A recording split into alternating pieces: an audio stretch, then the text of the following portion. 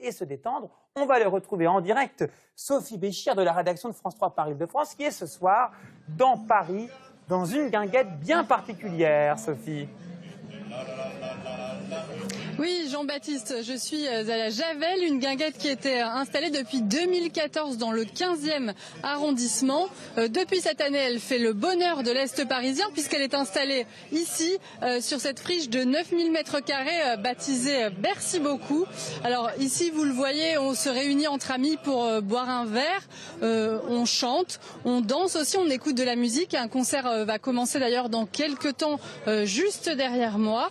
Alors, à la différence des guinguettes du bord de Marne dont vous parliez ici, on ne danse pas le foxtrot ou le tango, on écoute de la musique contemporaine ou presque. À l'instant, on vient d'entendre Georges Brassens. Je vous laisse apprécier l'ambiance et puis nous on se retrouve tout à l'heure. À tout à l'heure, Sophie. Georges Brassens, les copains d'abord. Ça, c'est l'esprit des guinguettes, bien évidemment.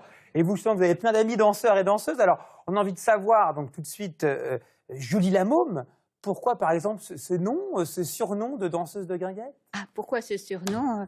Parce qu'on m'a demandé de me trouver un nom de scène. Et puis, comme je chantais une chanson qui s'appelle Jolie Môme, ça m'est sorti comme ça, Julie Lamôme. Joli, très sympa. Et pour vous, donc Jean-Pierre, donc votre nom de scène, Pierrot Lagambille. Pourquoi ce nom si sympathique? Pierrot, parce qu'il rappelle mon prénom Jean-Pierre. Et Lagambille, c'est le nom qu'on donnait aux danseurs, les gambilleurs, ceux qui utilisaient leurs jambes pour s'amuser.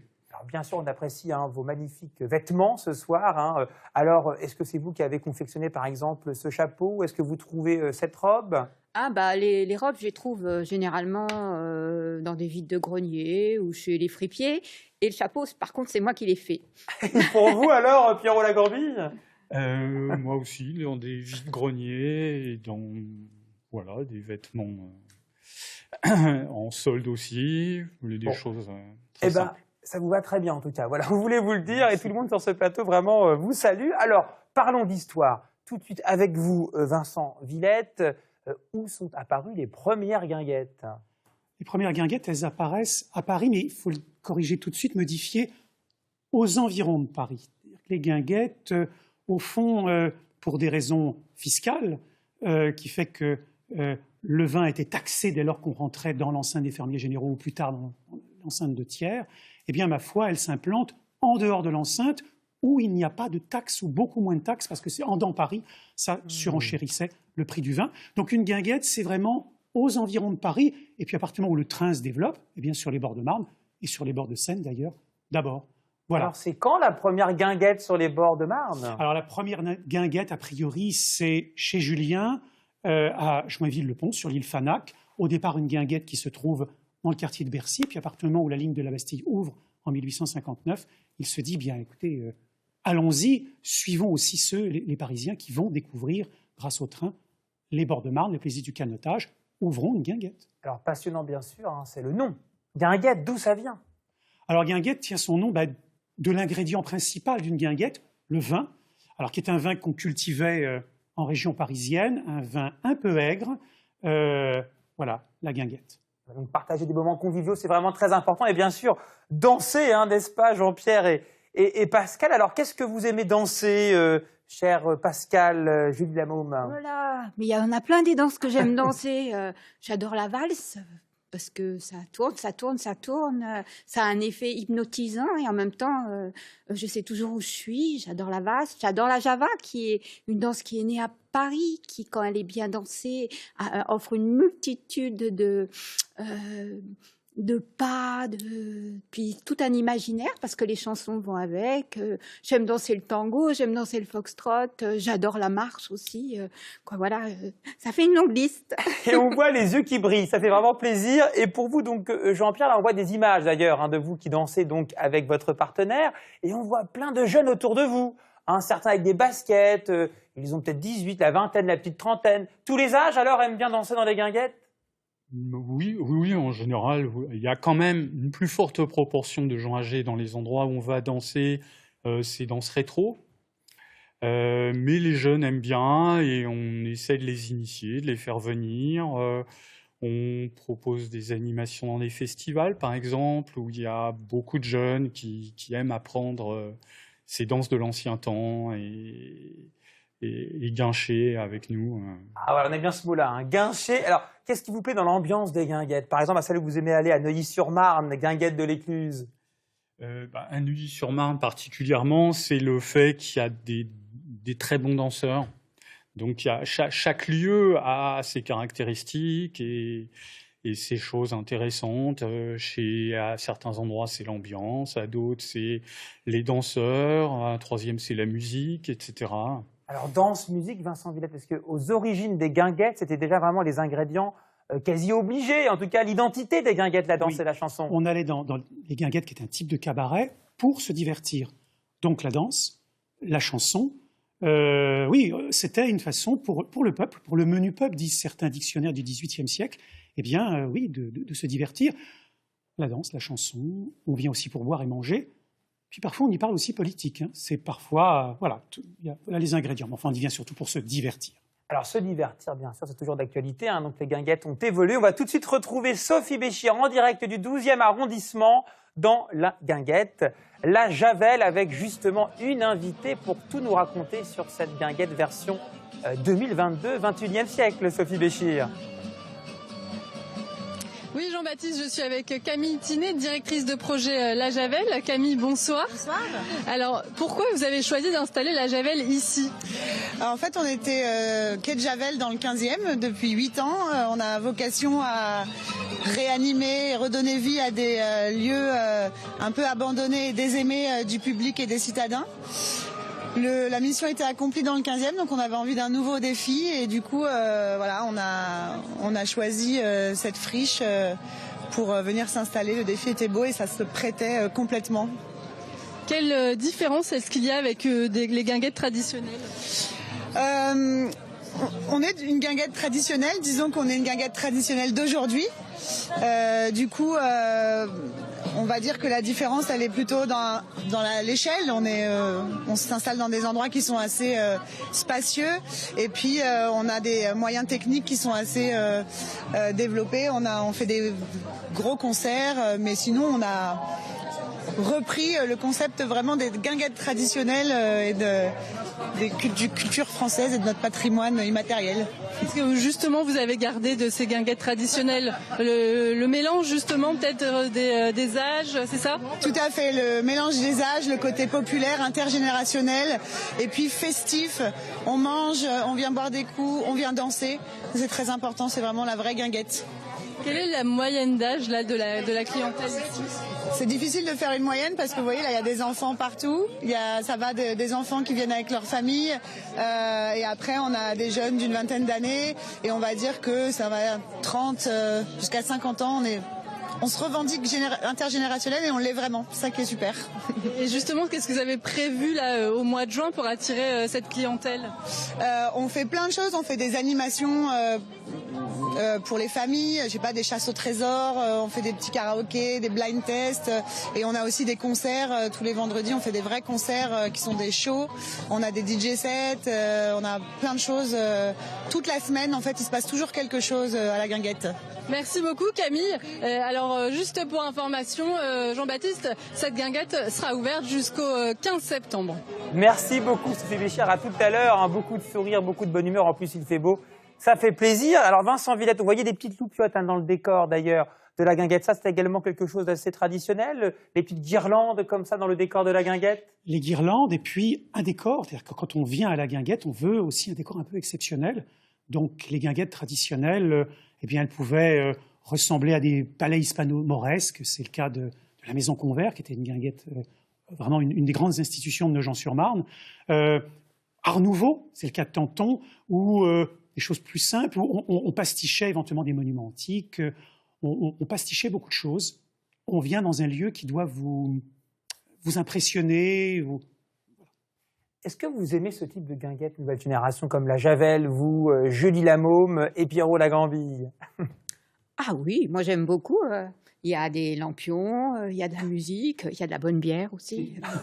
Avec modération, mais bien sûr, il y a c'est aussi sympathique de du partager. vin blanc, mais bon, voilà, il y a une bonne ambiance. Alors, vous parlez C'est du vin blanc. festif. C'est festif, vous partagez ce point de vue. Oui, oui, tout à fait. En plus en général, ils mettent des styles assez variés d'atmosphère, de danse et de genre qui font que ça peut être plaisant pour tout le monde au final.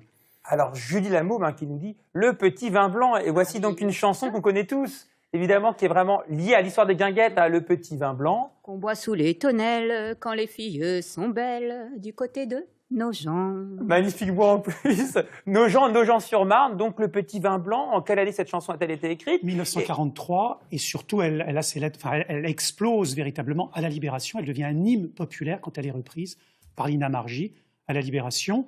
Alors pour la rime, Jean-André Jacques fait rimer Nogent avec vin blanc. Bon, dans les guinguettes, c'est du vin rouge. Hein. Le vin blanc, c'est déjà un peu plus élaboré. Rouge, le vin.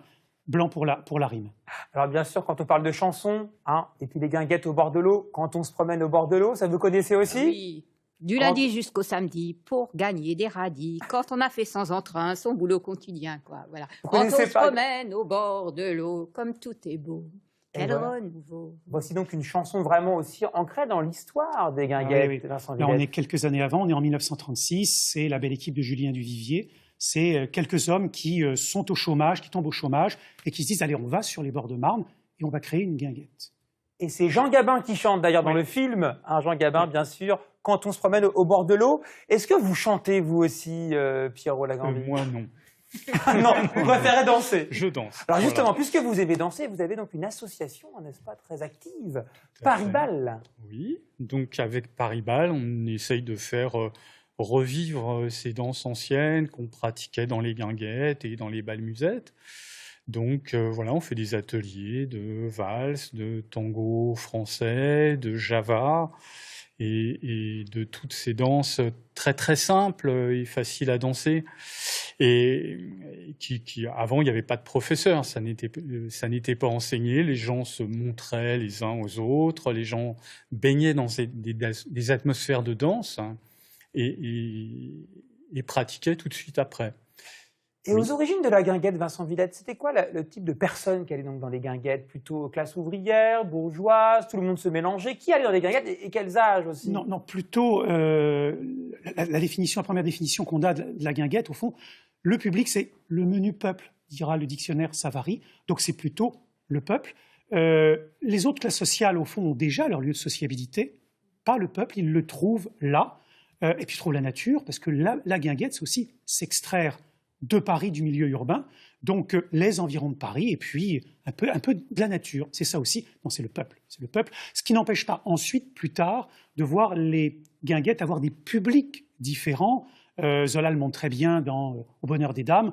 Selon les établissements, on a des établissements plus chics, ou moins, plus frelatés, avec des ambiances plus frelatées ou plus chics. Mais au départ, c'est quand même le menu peuple, comme dira le dictionnaire de Savary. Et effectivement, à s'extraire donc de Paris, comme dit la chanson, donc on se au bord de l'eau avec Paris au loin nous semble une prison. On a le cœur plein de chansons.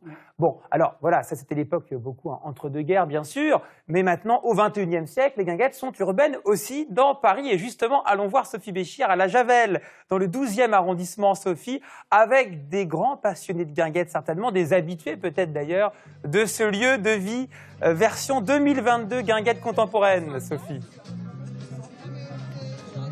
Oui, Jean-Baptiste, alors je suis avec Noémie, qui est effectivement une habituée de la Javel. Vous fréquentiez en fait la Javel dans le 15e arrondissement. Pourquoi est-ce que vous venez ici aujourd'hui? Alors déjà, je viens ici parce que c'est un peu plus près de chez moi.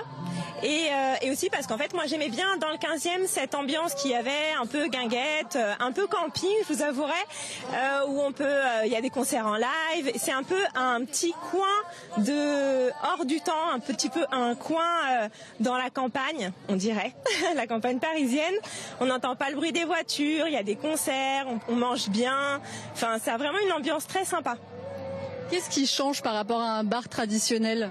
Il y a de l'espace, on est enfin à l'extérieur et il y a une proposition qui est un peu différente d'un bar traditionnel dans le sens où je peux venir avec mon fils et ça posera pas de problème. Il trouvera des petites choses pour jouer, il y a des déguisements, enfin c'est vraiment très sympa pour les enfants aussi en fait. Et c'est vrai que des lieux à Paris où on peut trouver à la fois ce côté les enfants peuvent jouer de leur côté et les adultes peuvent profiter aussi autour d'une table, etc. Il y en a pas tant que ça en fait à Paris. Et c'est agréable de pouvoir se dire voilà, les beaux jours reviennent et j'ai un espace où je peux proposer ça à mes enfants et être avec les copains, pouvoir faire des endroits aussi où on rassemble plus de personnes aussi, parce que c'est vrai qu'ici il y a tellement d'espace que si on fait une fête pour un anniversaire par exemple ce soir, on peut inviter 10 personnes et ça posera pas de problème pour le lieu en fait. Est-ce que ça a un côté branché les guinguettes pour vous? Je sais pas. Branché, je l'espère. Après, moi, je suis plutôt en mode maman aussi quand je viens. Donc, j'ai le double côté. Le côté, c'est très sympa parce que je peux être maman, mais je peux être aussi femme dans le sens où, je peux aussi profiter de ma vie d'adulte, quoi. Merci beaucoup Noémie. Alors Jean-Baptiste, si vous avez envie de nous rejoindre, sachez que la guinguette est ouverte ce soir jusqu'à minuit. Évidemment, Sophie Péchot, on va tous venir vous rejoindre pour danser et chanter. Merci beaucoup de votre sympathie, Sophie, avec tous vos invités donc en direct de la Javel, branché, bobo. Est-ce que ces mots vous disent quelque chose quand on parle de guinguette dans Paris aujourd'hui? Vous êtes d'accord, pas trop d'accord avec ces expressions? Si, un petit peu d'accord, mais c'est pas tout le monde peut y aller. Alors d'autres guinguettes, par exemple? Dans le même style, il y a Rosa Bonheur à l'Est, où on fait quelques animations aussi, qui ont plusieurs genres musicaux, qui pratiquent des soirées à thème différents. C'est très sympathique aussi. Et sans ça, dans les guinguettes plus anciennes, donc il y a la guinguette de l'Écluse où on va, il y a l'île du Martin Pêcheur qui propose aussi une atmosphère guinguette. Alors quand on parle d'atmosphère guinguette, on regarde ce décor créé par Guillaume Subtz, notre réalisateur. Donc là, on est où, Vincent Villette? Parce qu'il y a de l'histoire aussi dans ces images qui nous entourent. C'est une affiche qui vient du musée de Nogent. Nous sommes à Saint-Maurice, la baignade de Saint-Maurice, parce qu'on est à une époque où les guinguettes sont pour beaucoup sur les bords de Marne ou sur le bord de Seine, à l'époque où on peut nager directement et apprendre à nager dans la Marne. Donc là, on est la maison Baillet. Alors, c'est une guinguette. Les guinguettes ne mettent pas véritablement le nom guinguette. Ils vont prendre d'autres noms, maison Converte, maison Baillet. Et on a les deux plats emblématiques des guinguettes, friture et matelote. On est au bord de la Marne, donc des poissons qu'on accommode ou en friture Et on parlait de l'eau, justement, l'importance de se baigner. C'était ça aussi, la guinguette. Et évidemment, ça quitte Paris pour justement les bords de l'eau. C'était essentiel, ça, d'aller vers l'eau. C'est essentiel. Alors, soit on commence à être un peu sportif, donc on se met à l'aviron, soit on l'est un peu moins, on loue un bateau juste pour le dimanche. Et puis, si on l'est encore un peu moins, on regarde depuis la piste de danse ou depuis la terrasse de la guinguette les bords de Marne. Et est-ce qu'après la Seconde Guerre mondiale, ça a un petit peu baissé le nombre de guinguettes dans la région? Alors, après la Seconde Guerre mondiale, il y a une sorte d'âge d'or. Ça reprend beaucoup. Et ensuite, effectivement, ce qui va se passer, c'est que la mode va passer pour les guinguettes des bords de Marne. Celle des bords de Seine avait déjà décliné avant, après la Première Guerre mondiale. Et sur les bords de Marne, à partir des années 50-60, la mode a passé, le registre musical est différent. Merci beaucoup Vincent Villette, donc historien passionné des guinguettes, directeur du musée intercommunal de Nogent-sur-Marne dans le Val-de-Marne. La mode est passée, mais on voit bien qu'en tout cas aujourd'hui, c'est vraiment de retour les guinguettes, notamment plus tout ce qui est un petit peu rétro. Donc ça marche très bien comme avec vous justement. Julie Lamaume, merci beaucoup, danseuse dans les guinguettes, et merci aussi à vous Pierrot Lagambie. Merci pour votre présence, votre sourire, votre passion. Et justement d'avoir pu chanter avec nous aussi. Vous avez une très belle voix et c'était un bon moment de détente, ça fait du bien. En ces temps, merci de votre fidélité. On se retrouve lundi à 18h30, votre 19h dans quelques instants. Tout de suite, la météo.